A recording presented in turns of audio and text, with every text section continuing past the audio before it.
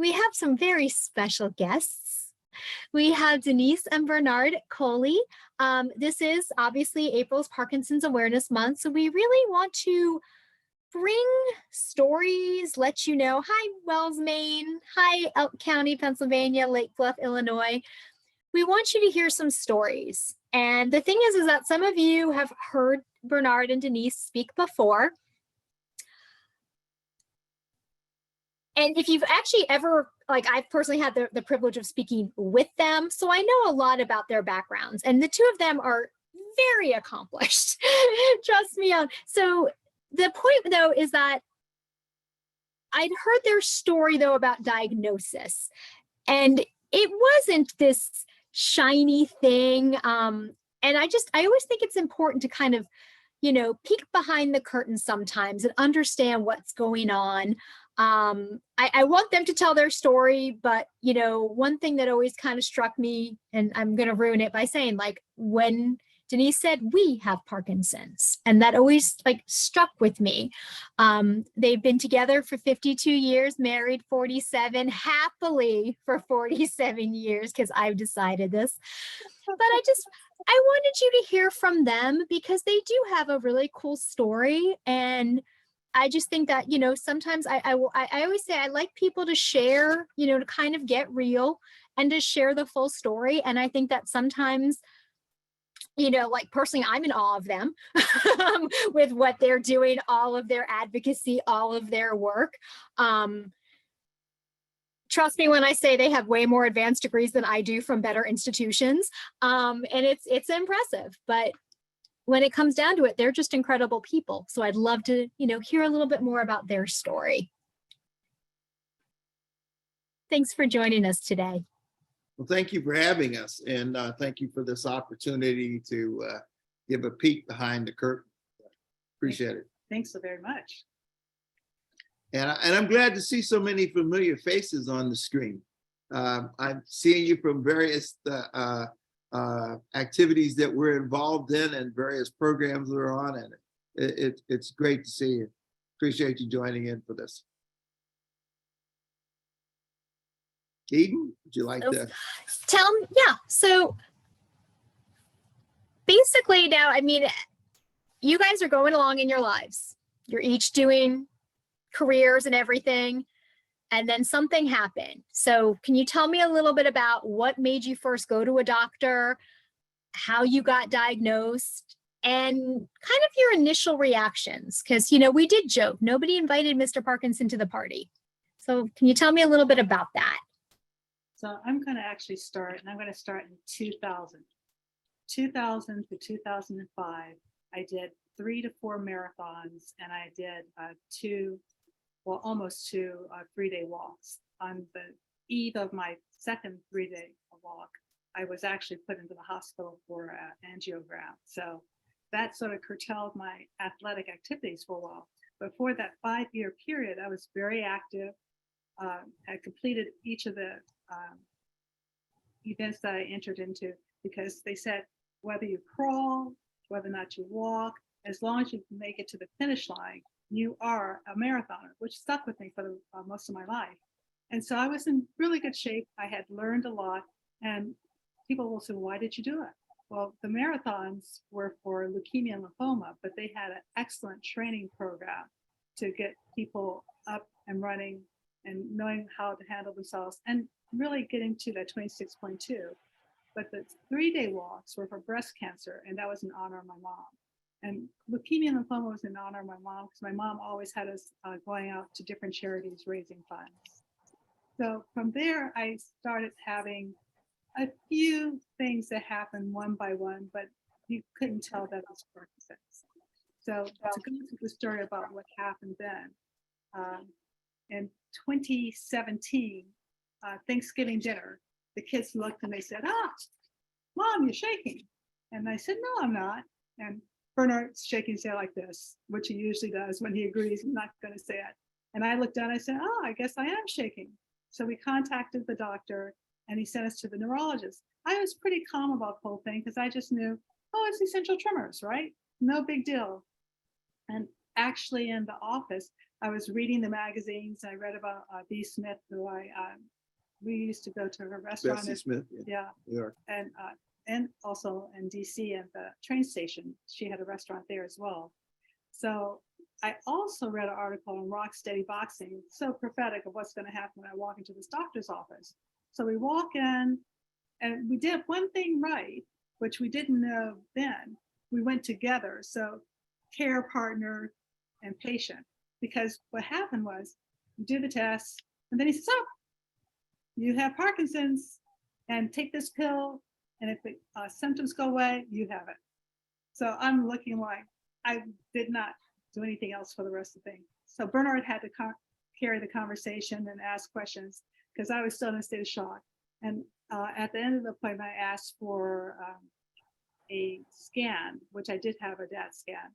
But what I told the doctor was, she gave me a death sentence, because when he said that for the rest of the meeting, I'm thinking, oh, my life just went through my window sill.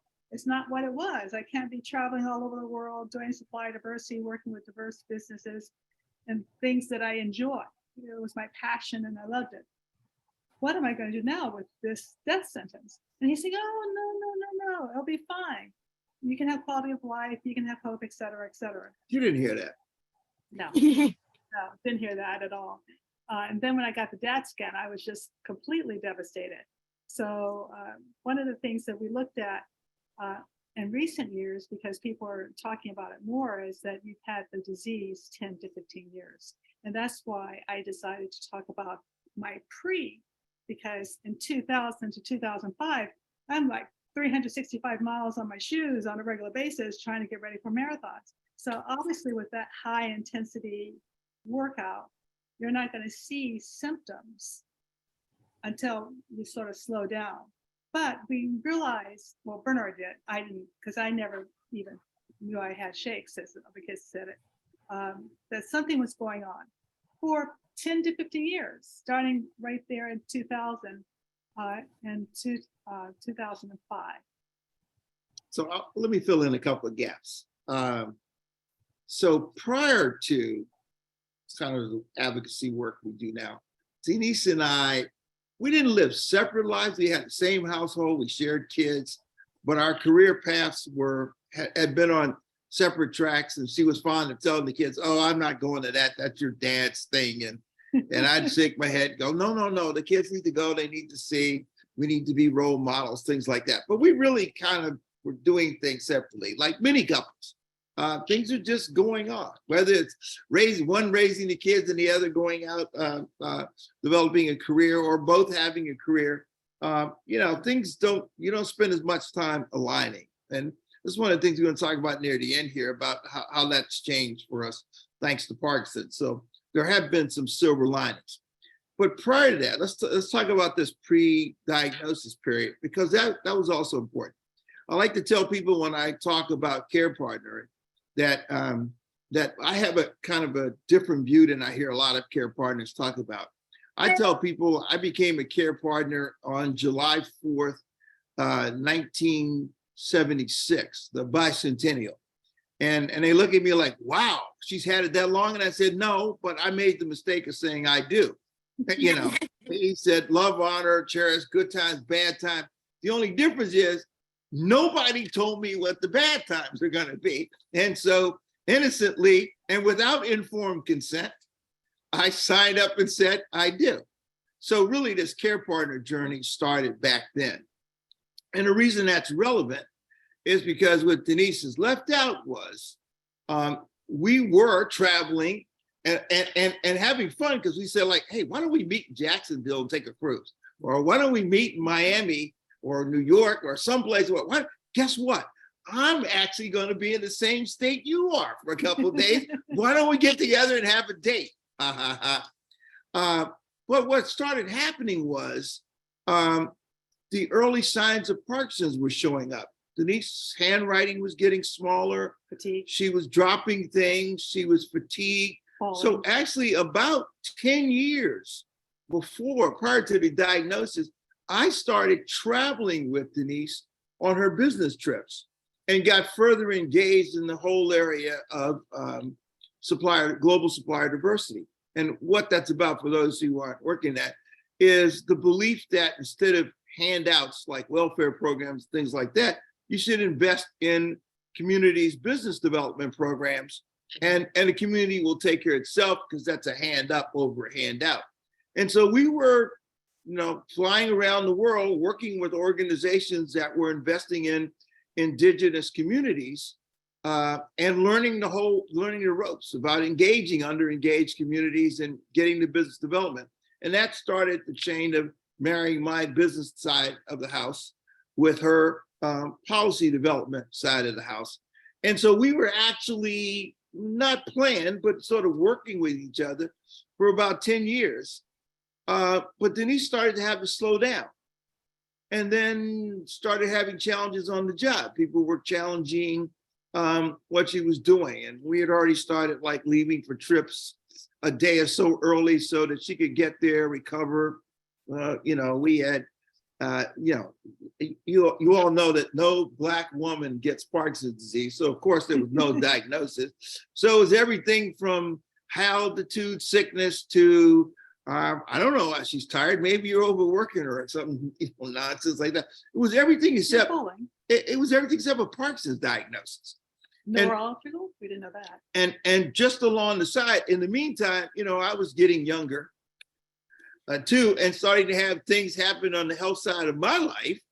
Like Denise was accusing me all the time of walking down the street, bumping into her. And I realized that I actually was, a balancing issue, and bumping into walls, to which I told my doctor, this is funny. I'm walking down the hall sometimes in a building and I just bump into the wall. Wonder what's going on there. And don't tell me I'm getting older, because I'm not. So we sort of started this journey prior to the diagnosis. And the care partner for me, for you, when you got sick. Right, and vice versa on the care partner stuff. So when we walked into the office that day for diagnosis, we had already kind of began to make sure that we accompanied each other to our various medical appointments, to be there in what we thought was support. Okay, not that we had a role. It was just like, I'll be there to support you, whatever it is. Who knows what this is going to be. So the day of Denise's diagnosis, I like to tell people that the moment he said Parkinson's disease was the moment the Peanuts program started, and Denise heard wow, wow, wow, wow, wow, wow, wow, wow, wow, wow, wow. And the only person that was hearing anything was me, not realizing how important that was, and listening for, okay, I don't know anything about Parkinson's. She's the one that read stuff in the lobby, but not me. But I better pay attention, because whatever this is, we need to know. And so I like to share with people, because many of them relate to this. On that trek across the country to our car in the parking garage, okay, we really began our Parkinson's journey. As Denise was constantly saying, he gave me a death sentence. He gave me a death sentence. And I went into the role of going, no, he didn't. No, he didn't. And I know I'm your husband, so you don't listen to me anyway, but no, he didn't. That's not what he said. What he said was, you have Parkinson's disease, and I don't know what that is yet, but we'll figure this thing out, whatever it is. Okay. We then discovered that Parkinson's meant I had it my whole body, right? But the whole family got Parkinson's. Yes. Bernard got it, the kids, the family, and even the dogs. The dogs would follow me up the stairs, and they would follow me down the stairs when I was going up and down the stairs. So it had a whole life of its own, getting that Parkinson's disease diagnosis. And I said, how could I get Parkinson's? Because all of the things that I had read up to that point were old men, and I didn't fall in the category of old men. So I'm thinking, I didn't ask to join this club. It's an exclusive club, and it's only people who have this. I didn't ask to join this club. So those are all the thoughts and things I was going through. And I really loved my job, going to the different countries, working with the communities to help them get their businesses going, because when they got their businesses going, the corporation, which had the supply chain, had economic wealth, the companies which were small businesses, had economic wealth, but the community benefited because the community were the workers who were the people who were be employed. So it was a big shock as I was reverberating back and forth. Bernard wanted me to tell people. I didn't want to tell people. I only told 4 people, and the list goes on. Bernard says, She makes it seem like it was smooth. No, it was rough. I mean, I'm sure many of you can relate to this. The thought that you're having, I'm not going to tell anybody, oh, how's this going to affect my job? All these things that we now know are fairly common. And everybody struggles with what's the right balance. And we really came at this thing from 2 different directions. Of course, Denise viewed herself as the victim and launched the world's greatest pity party. for 3 months. I mean, there was everything, you know, things, confetti coming down from the ceiling, you know, the finest tablecloths you've ever. It was quite a pity party. And I was Okay. falling, and not sleeping, and fatigued in between. So I had to get used to, this is a new reality. I have to admit to what's going on. No, that's not what happened. Come on, let's just be real. Well, So- that's why I gave myself to be. So ignore those scars on my back that came from the tussles we had. As I said, look, the more I learn about this Parkinson thing, the more I realize we can't keep this a secret. And what I mean Yes, by we that should, is, because when I was working, you can't do the whiteboard, so you had to figure out another way to do the whiteboard, and taking notes was out of the question. so never get the idea that we're always on the same page. We've been married for a long time. Yeah, you can tell we've been married for a long time. So in a serious vein, though, these are serious questions, and it was a struggle. I mean, we're not going to minimize it. It was quite a struggle. As we had to educate ourselves, and quite frankly, my plate was full. I mean, I have been a consummate community volunteer in addition to being a serial entrepreneur and a management consultant.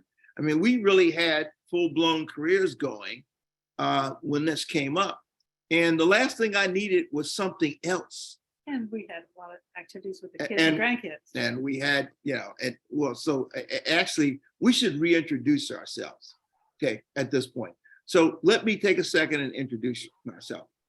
Hi, I'm Bernard Coley, and everything you need to know about me comes under one title. I'm Grandpa. I have 22,000 pictures on my iPad, 20,000 of which are my grandchildren. Yeah, don't get these. You want to know about me? It involves kids and sports, but mostly my grandchildren. Okay. And this is my wife, Denise, grandma par excellence. So if the kids want something, I'm Johnny on the spot, and Bernard will say, we have a full plate. We'll add something else later, but the kids come first. So for us, when Parkinson showed up, you know, Denise was worried about her death sentence, and I was going like, whoa, wait, this is going to interfere with my grandpa-ship?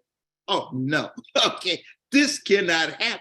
Yeah, because go to the playground. I can't climb the ropes like I used to do, which was a real problem with climbing up the stairs to go down the slide. So I had to modify. You mean to tell me I got to take time to spend with her instead of my grandchildren? Okay, now that's not going to happen. So it was Attitude adjustment. Yeah, there was a lot of AA that had to happen during the first 6 months. But seriously, there was one more thing that came in, and that was, and I give all the credit to Denise. Denise grabbed me by the collar and says, come on. She spent every day, and still does, researching Parkinson's disease, researching projects, studies, people, concepts related to, you know, how to live better lives. And by the way, my new favorite thing is mindfulness. I don't do any of it, but it's been such a big help to her. My life is better because my wife practices mindfulness. But my grandkids practice with me as well. Yes, Because I they also do. have another project that I developed at the same time, which is going to the elementary school with Project Cornerstone by the YMCA. And so we go in every month to work with the kids. And one of the things that they have for the lower grades is we usually start sometimes with mindfulness. So we do the starfish. And so we tell the kids, this is your starfish, and you're going to breathe in, breathe out. And everyone's going to be calm. We do it all the way until you get to the little finger. Yep. So he can get the kids in mindfulness, because the youngest one was like, what? Oh, hold on. There's too much going on. We've got to stop. Starfish. So on to our journey. So Denise grabbed me by the collar and said, hey, we're going to do this research advocacy training thing. And I'm looking at her like, yeah, one more thing on my plate. That was my epiphany of the 3 months. But to her credit, after I told her I was not going on this pity party journey with her. And by the way, I was adamant. I said, I'm not going there. I can't do this. I really cannot do this. And going back to our session, you heard a death sentence, and I think you're the privileged person in this. And here's why. Because you know what you're going to die from. I know I'm going to die, but I still don't know what it is yet. Okay, so I'm not going down that pity party on Parkinson's disease. And so we basically had a heart to heart and said, okay, so we got to do something. And it was Denise and her studies and research. And she said, well, we're going to get in this thing called research. Well, actually, it wasn't called at the time, it was called PAIRS, partner advocates or patient advocates in research. And I said, okay, if Denise grabs me by the collar, it's a done deal. And we went, and it was probably one of the best things that we've ever done. And I'll tell you, it made our marriage stronger. A whole bunch of things, supposedly we were studying Parkinson's research, but I have to kind of describe this because it led to all these changes that we've had since then. So for the first time, we were sitting in a room with patients and care partners, and looking around the room at people smiling who had Parkinson's. So it's like, oh my God, these people are going to die, according to Denise. And I'm looking around going, okay, wait, they figured out something we haven't figured out yet. And then we started talking to people and learning that there were people in the room who had Parkinson's diagnosis for 20 years. And we were stunned because quite frankly, even though I would not go along with the death sentence, I kept thinking, wow, how many years do we have? What's this going to do? What's my next year or so going to look like? Why she takes this hard march to the grave? And so part one of this was to find out that Parkinson's wasn't a death sentence, and part two was meeting our new family and beginning to meet people who changed our entire life and changed our perspective because they were living with Parkinson's. They were doing things about it. They weren't sitting around moping. And it was like, okay, we can deal with this thing. Okay, if they can do it, we can do it. And then meeting people who were at all scales on Parkinson's, from borderline stage 3 back to stage 1. We weren't in a room where everybody was having a near-death experience, and people were excited, telling us the things they were doing. They were continuing to hike. They were continuing to go to parties. They were, nobody sugarcoated it. Nobody said, oh, this Parkinson thing is great. Best thing that ever happened to you in life. But they all said, you can deal with this, okay? And so that set us out on a new mission, not only to understand Parkinson's and to educate the community, but to start to tackle some of the challenges that the Parkinson community faces based on the expertise which we had from our prior life, understanding how to get messages out to community to change their life, to be self-help, to be able to take care of themselves, and to look at where we could have an impact, because that sort of fit our personality. Yeah. So as we were talking about what we were going to do next, we decided that we were going to repurpose our background. We were doing a lot of work in different communities around the world. So this was a perfect opportunity to look at what are the gaps and needs of Parkinson's and take that experience that we had started from, which we both had separately and then together, and then put that into the Parkinson's world. Because I'm not one to twiddle my thumbs. That's why I couldn't stand the 3 months, but I had to figure out what the focus was. Because as we all know, the Parkinson's, you have to have a focus. So going to that program, and the last day, them asking, well, what are you going to do around advocacy? Are you going to be a Parkinson advocate? What does that mean? That's when the conversation that Bernard and I had earlier came into play, because we both had said, well, let's repurpose our experience and background, but now we had a point, which was research. But I also wanted to make sure of Parkinson awareness, because when you think about it, there are so many people out there who think it's the shakes, or I'm stiff, or I'm aging, or I'm getting old. But it could be Parkinson's. So we need to get out and reach the communities, whether it's rural, underengaged, locally and globally, getting the message out that you too can get help if you're diagnosed with Parkinson's. So that was a really important piece, having that last day. But there was a catch. If I was going to be a Parkinson advocate, which goes back to my only telling 4 people, how could I post? So you'll see that I had my Facebook page for a long time before I actually started posting. And for those who I hadn't told I had it, they would just look at it. And one day, one of my good friends, she said, Denise, you're posting about Parkinson's. What's the deal?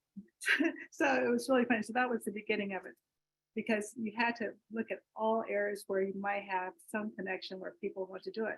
But it's been really helpful, because just 2 weeks ago, no, last week, a lot of my older interactions with supplier diversity have now collided with my Parkinson's. And so there's now the 2 worlds coming together because of the work that we're doing. So I'm excited for that. I still say I'm only doing this for as long as I can. Because if I say I'm going to do it forever, then I'll go back to my pity party thing.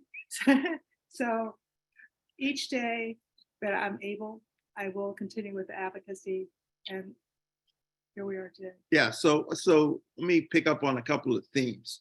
So leaving that session, there are several things we said. One is, we're not the only people in the world, and as we went through meeting other people, we found out, no, we were quite common, who suffered from poor diagnosis, poor bedside manners, doctors when they got their diagnosis, a lack of information, maybe in some cases, many years before they got the proper diagnosis, and a loss of time. And what we now realize is the sooner you get your diagnosis and get on track for things that improve your life, your quality of life, the better off you are. And we realize, well, to do that, we have to make people aware, and we kind of have to change, not kind of, we have to change some of the stigma associated with people saying they have Parkinson's and finding out, all the way from having to worry about your employment when you're quite capable of continuing for a while, maybe with some special dispensation later, but you're quite capable, all the way to you got to come out of the closet so that people can give you help. There are people we know who, as soon as they get Parkinson's, ran away. I mean, from their friends and the like. And the pandemic really brought it out. The pandemic for a lot of people made them realize that closeting yourself is not is not good mental health. And so you just think about, remove the pandemic from this, and just think about all the people who get Parkinson's and then they go closet themselves. The same issue applies. It's not good for your mental health.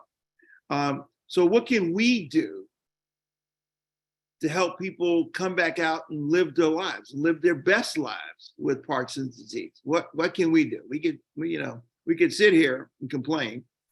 We could sit here and pick all the problems apart, or we can start to face this in a different way. And that way would be, what solutions can we provide? Where can we find and build hope? And that set us up on the mission that we have here, to look at this in a different way. How many people can we help? how can we use our skill set that we have in a positive way?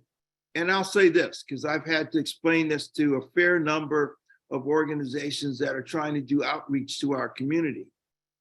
There's another reason why it's really important here.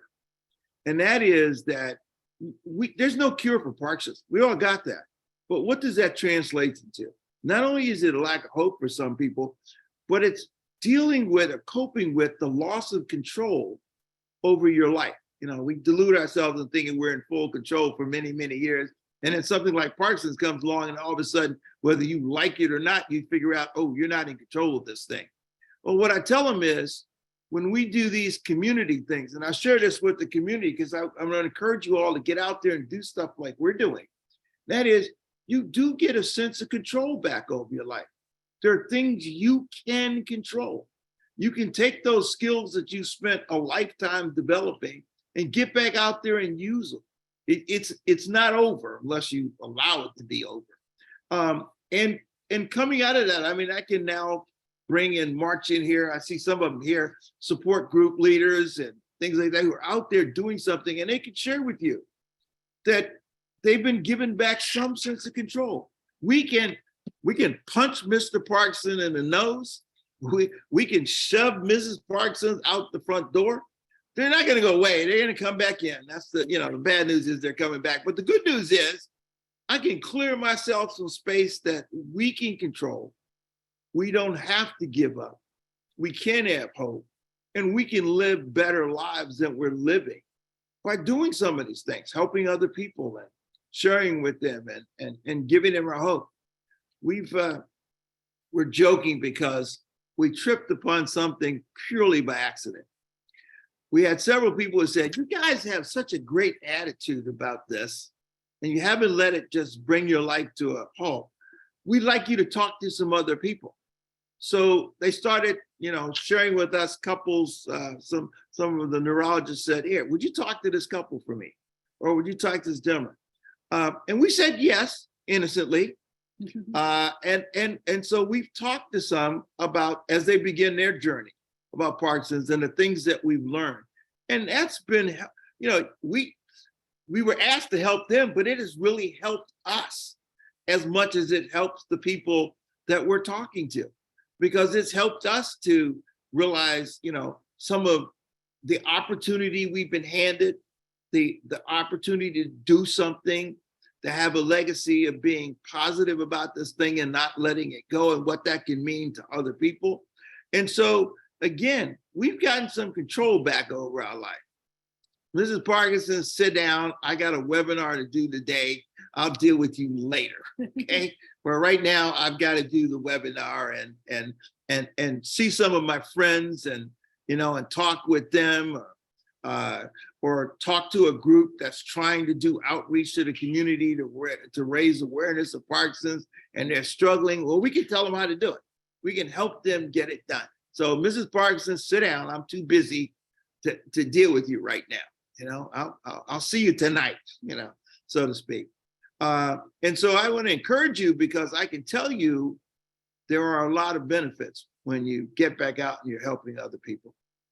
So my Tai Chi instructor always says you have to be intentional. So looking at my background, because I always like to have mentoring and education programs, I look at it as I want to connect. I want to be very intentional with the connection. I want to be able to talk about the resources, build trust, so that we can be engaged, and that the people that I talk to can be empowered to use the information and knowledge they have in their community and with their families. And I'll end on one note on this. We were invited to meet with a group called PD Movers. And PD Movers is about people telling their stories. So we told our stories, and the outcome was this book, which has struck lightning. It has taken off. Let me just say this, though, before I get into it. Every one of you has an amazing gift that we have discovered on this journey. superpowers. Not just super, you have an amazing gift. And that gift is your story. It is amazing what you can do with that gift you have. We have watched people change from near tears to smiling. We have watched people who were frowning and saying they were hopeless get up, get back on to living their life just by telling them our story. And you have it too. And we watch other people do the same thing. And so this book is actually a book, an educational piece on Parkinson's disease. But the amazing thing is, instead of a dry pamphlet on Parkinson's disease, this is the story of 12 people and their Parkinson's journey. And through this, you learn many things about Parkinson's, but importantly, you learn that you can do this because these people are just like you, okay? And they have hope, and they have spirit, you know, and they were doing things before, from the coach here who's triumphantly celebrating now and now has hope, who, by the way, had gone into a closet, to ministers, to care partners who were remotely working with their parents, to, you know, former military, all of whom went on this journey and went into the darkness and then came out. So this is a collection of those stories. In the meantime, you learn about Parkinson's disease and the challenges of it and ways to deal with it. I won't say overcoming, because nobody wins the Parkinson's disease, just like nobody wins the life challenge. You know, sooner or later it gets us. But that's not the reason we're here. The day we were born, we knew that was going to end at some point. Okay, it's what we do between that time and the time that ends that's more important. So encouraging people to get out there and do something with that time is part of our message, along with the fact that you already have everything you need. You have a story, you have your own, and telling it is so valuable to so many people around you. And with that, I'd like to pause, because one of the things, well, I'll turn over to Denise, but we also want to shut up and then hear any questions that you have for us. We really enjoy, the interchange with people, which this could go 2 hours, because we'd love from this point on to just hear your questions and stories and what you're about. So as the children grew up, my son used to always say to the family who he might be visiting, just ask my mom, how's she doing? So I get at least another 20 minutes, because I always love stories. So when I came to the Parkinson's world, I'm telling stories. And I will talk to people at REI and Safeway and have these long conversations about Parkinson's. And you would never think that that would be a place where I could actually share my story, but I'm sharing my story everywhere that I can, because I think that people remember stories, and that will help them seek help if they need help. And they can say, I remember someone said something in a story about this. So we all have that gift. We all have Parkinson's. We all have some similar symptoms and different symptoms. So telling your story can bring hope, and that people can be inspired. And if they see me shaking, yes, I'm shaking. I have Parkinson's. And then go into the story, and we'll end with that. So we want to open it. Eden, if you have any questions, or anyone, just we wanted this open so you could unmute yourself and ask us anything. I'm going to encourage people, if they do want to come off mute, they can put their little hand up or something and just let me know. But it does sound, though, like you guys were already having to make some modifications before the diagnosis. Did that kind of, because obviously I've spoken to you many times, but you talked about not redirect but repurpose. And so did that make it a little bit easier, that you were sort of already kind of in a different mindset, that you're like, we do things this way now, and now, so it's sort of like, okay, let's, we've made some concessions already. We didn't know why, we didn't have a name for it, but now we're going to kind of say, okay, we're going to pivot a little bit and do this. Did that make it a little bit easier? Or you're like, no, there was really no, like, once the wah happened at the doctor's office, everything just changed. From the care partner standpoint, because I got the disease, but he's reverberating with the disease itself, because it changed It changed mine, yes. what he had to do in a multi-generational house as a caregiver. So it's really simple. One of the things that I did, and again, it's not because I had all this wonderful training and stuff. I did it out of defense of my life. Right at the beginning of the pandemic, when they were saying, you got to figure out your life. It was a great pause for me because I sat down and I made this table and I scheduled my day, because for a person that was already had a full schedule, I always hear people say, I don't have any time. I had a full schedule.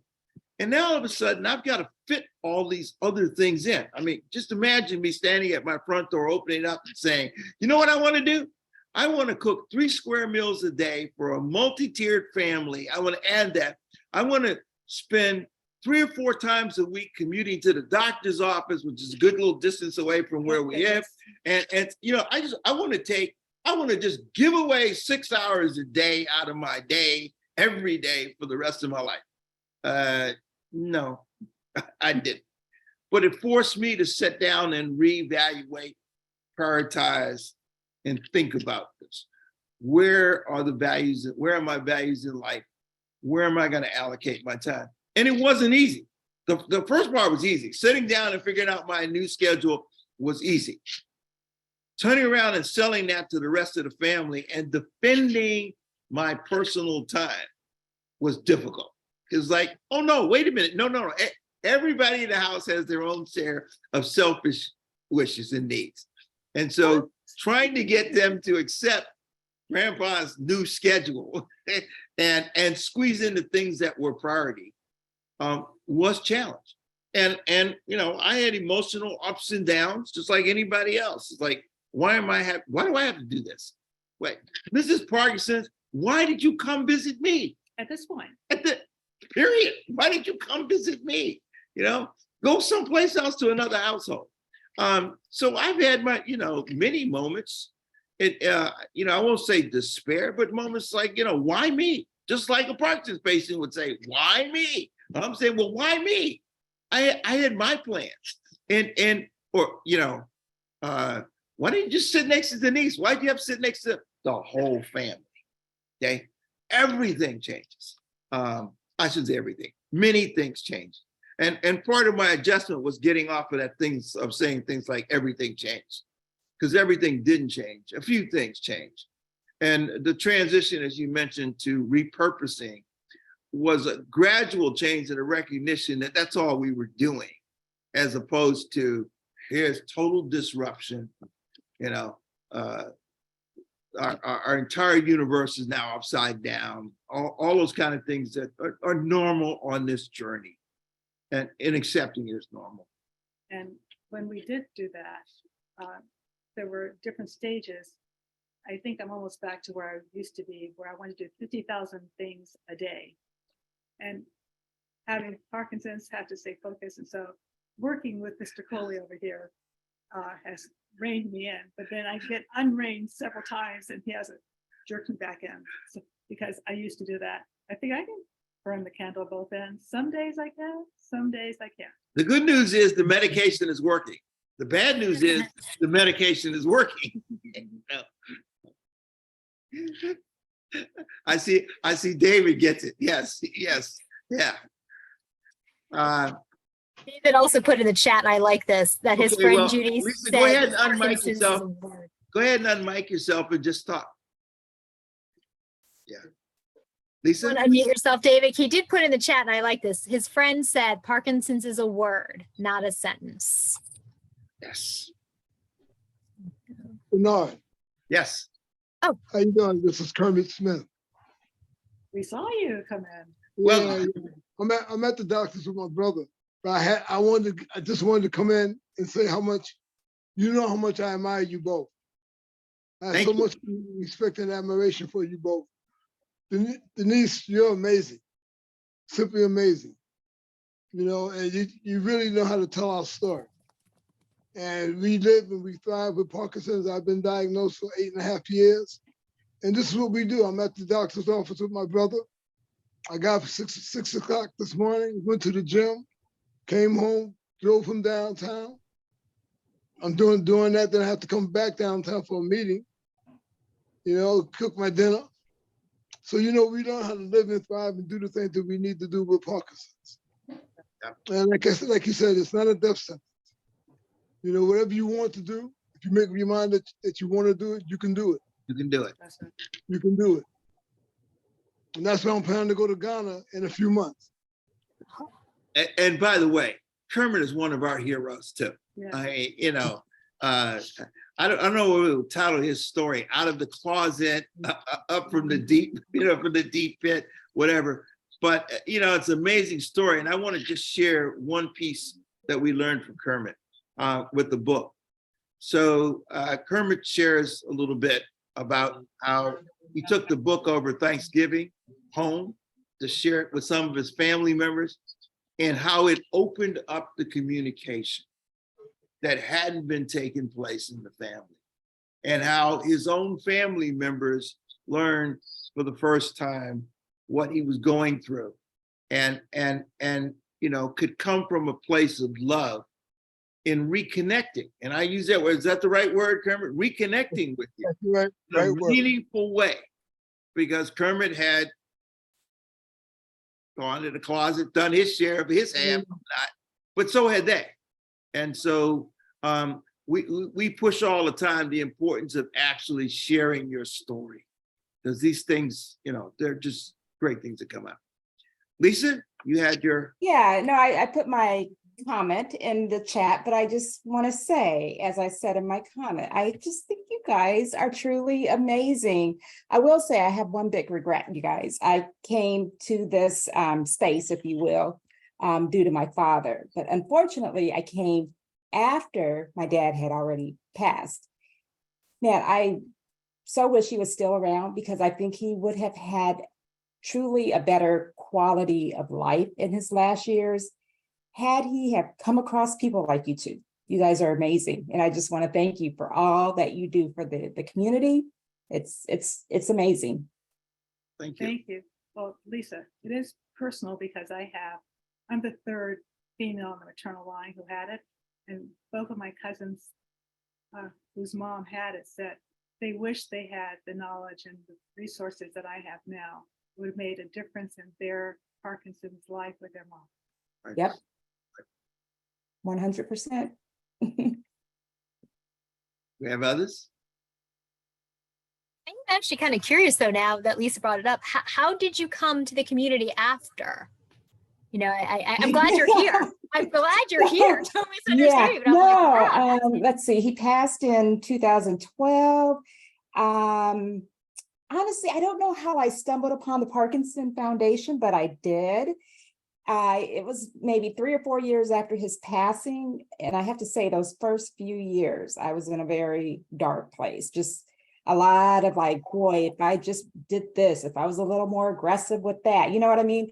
But I came across the Parkinson Foundation, and I think someone must have cued me in to their PAIR. It was called PAIR at the time, their advocacy program, research advocacy. So I applied, and they accepted me as a caretaker or former caretaker. So that's how I got involved, and been involved ever since. And she's wonderful. Oh. They do say if you're judged by the company you keep, she's clearly keeping good company. So, would anyone else like to come off mute and share their story? I know I don't have a bunch of quiet people. Marcia. Thank you, by the way, Marcia. Well, people are going to be quiet, then I'm going to ask questions because I always have questions. Tell me, like you kind of touched on, so what are you guys doing now? What are you sort of like we're keeping our passions alive by focusing on the Parkinson's advocacy. And I mean, are there some days where you're just sort of like, I'm going to do my 50,000 things, and other days where you're sort of like, I can get a couple of things done, or you're sort of like, this has given me a passion and a purpose, if you will. And that's what's really kind of motivating me and has canceled the pity party. So let me take your question and bifurcate it. Okay. And the reason I'm going to bifurcate it is this. I want people to also understand that you don't have to match our list of things that we do. You can do whatever it is that you have a passion for. What this message is about is get out there and do it. Don't stop because you have Parkinson's, okay? And if you open up, you might be surprised. You might get a lot of helping hands to help you do what you're passionate about if they just knew. It's challenging because many people don't know how to respond to us. So part of this is for us to explain to them how they can help. And then people willingly get on board to help whatever your passion is. So even if your passion isn't, for example, I want to deal with Parkinson's. If your passion was singing, and we have people in singing groups, in choirs, we have people who still want to get out and work with the kids. So we say, get out and work with kids, okay? I have yet to hear a kid walk up and say, Coach, you're shaking too much. What they'll say is, what do you want me to do now? And you can still do those things. So they're not hung up on Parkinson's. Usually it's us and our own things. The second thing is there's such a wide variety of things you can do to help out the Parkinson's community, because in fact, we're really at the early stages of rethinking how to deal with Parkinson's from the lens of how do we have a better quality life? How do we have people, when I first got involved with this, I would say to people, you know what? I don't like what you're saying, because every time you tell me we don't have a cure, we need to research just for the cure, I say, you know what? You just announced that you're going to fail 365 days a year until you get a cure for Parkinson. How about this? How about, can you make your life or someone's life better today than it was yesterday? Then we can win every day. So while you're losing 365 days a year, I prefer to win 365 days a year. So as long as we can make lives better, and that could be being a support group leader, getting a speaker, going out and telling your story, and encouraging some people who, by the way, are sitting right around you who don't know they have Parkinson's and who need to find out so they can get better care and better treatment, or talking to an organization like PMD Alliance and saying, hey, you guys have great intention, but you might want to do it this way, or you might want to say this to the community that I come from.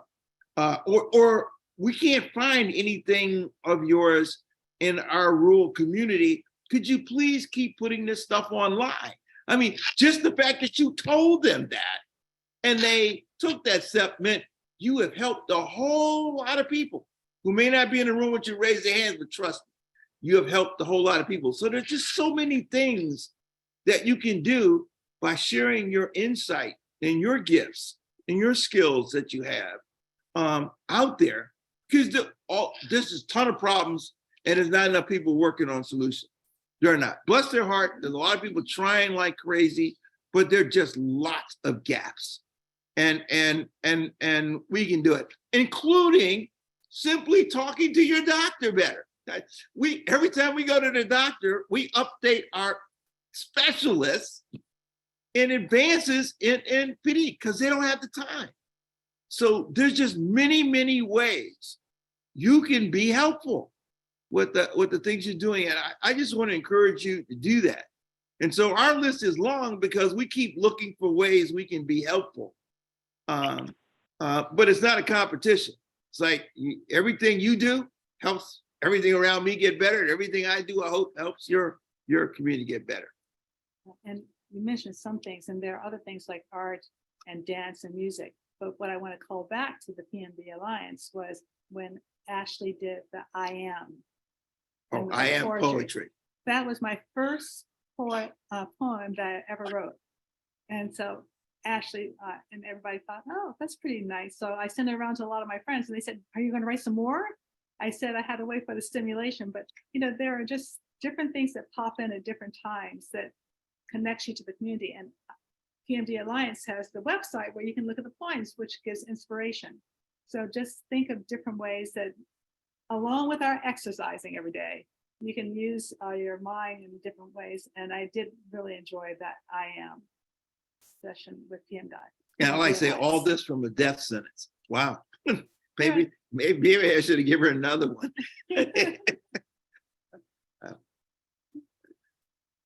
That's actually very powerful when you think about it like this. All of this from a death sentence. That's actually a huge. I Well- like to joke that I always thought of Parkinson's as like a mother-in-law. She's not going to kill you, but that doesn't mean you want her around all the time. And so- I don't know. Mrs. Parkinson, if I teach her to cook, she could stay, but since she can't cook, she's got to go. Yeah, she's the unwelcome guest.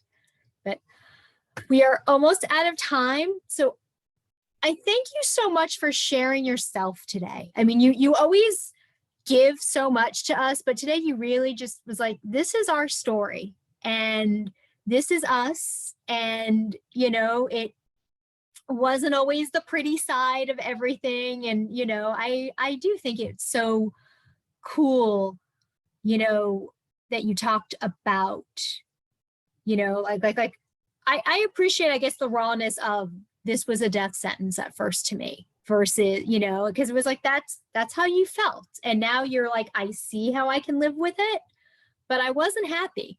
And, you know, I wasn't like where I am now was not where I was. And it took a while to get here, but we're so happy that you got there because you've made our world so much better. Like, because if you weren't in this community, I never would have met you probably. And I just consider myself so blessed to have had major acquaintance and become friends. And I just think that's wonderful.